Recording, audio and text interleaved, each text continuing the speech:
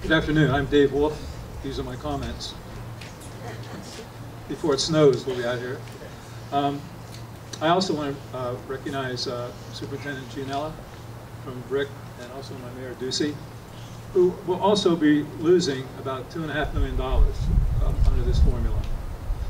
I want to be very clear with you. I want to talk about a total different aspect of why we are here today, because it's something that many people have forgotten. About 30 years ago, there was a court case brought by several urban districts that were unable to pay for school funding.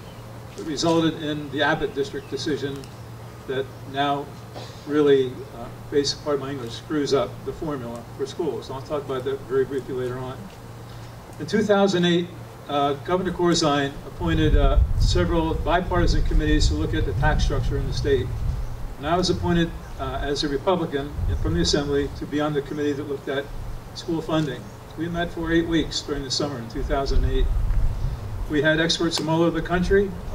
We looked at factors such as kids who didn't speak English who were in schools. We looked at factors such as kids who couldn't afford to eat lunches, how many kids were in that schools. And at the end of our process, about 6 weeks later, we were all invited to the governor's house in Drumthwacket, the first time I ever was there, by the way. As I got out of my car, I was greeted by the governor. He put his hand on my shoulder and shook my hand. He says, "Dave, I'm sorry, your district loses big." That was the SFRA formula that we're operating under right now. It's been like that for 9 years. This current issue that we're facing right here in Ocean County, in Toms River, and in BRIC is also being faced in Sussex County. It's almost a duplication. Same basic issues over and over again. So let's look at the reality. The state budget, which we're going to vote on, hopefully in the next 2 weeks, is $35.5 billion. Billion. $9 billion goes for education from K through 12.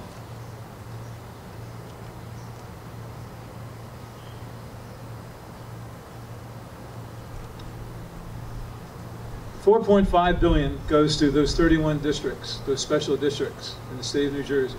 $4.5 billion. $3.5 billion goes to 550 school districts, of which we are part. That's the pot that we have to divide up. So some towns, such as ours, may contribute as much as 90% of the school funding. Some schools actually contribute nothing, and the state, therefore, does commit that money to them. I want to thank what Board Member Giovanni, I've known him since a little boy, said he hoped that there would be a bipartisan Republican and Democratic solution to this issue. Because as Senator Holzapfel has said, we have not been involved at all in the discussion. And what's going to happen is probably in 2 or 3 days we're going to go vote, and it's either going to be take it or leave it. And we're not going to take it. I got to tell you this. You know, we're going to keep on talking to our Democratic colleagues, and that's what I would ask you to do. I mean, we're here as Republicans, and I don't care if we're Republicans or Democrats. The issues we face are faced by Democratic legislators also. So you need to talk to your Democratic friends in the rest of the state. Have them talk to their legislators.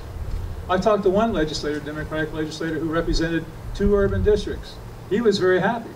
One of his towns lost $4 million. Another one got $6 million.